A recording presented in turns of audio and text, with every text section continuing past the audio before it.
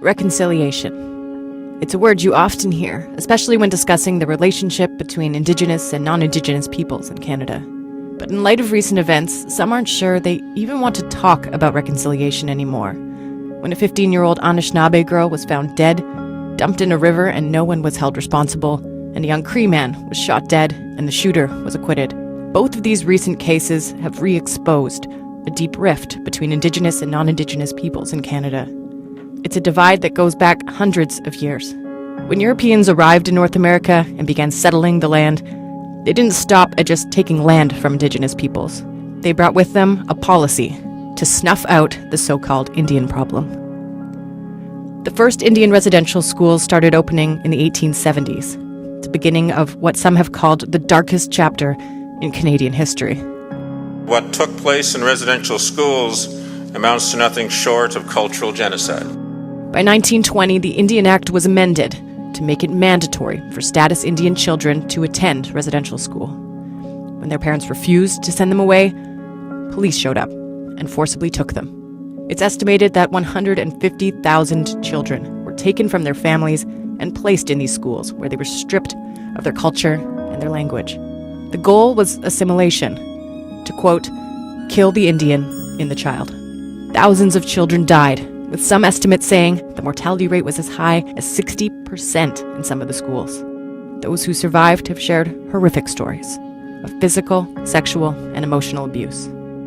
The last residential school closed in 1996. The impacts of those institutions are still palpable today. Indigenous communities have shown incredible resilience in the centuries since Europeans arrived, but the impacts of intergenerational trauma and colonization still run deep. In 2007, the largest class action settlement in Canadian history recognized the damage inflicted by residential schools. Canada formally apologized the following year.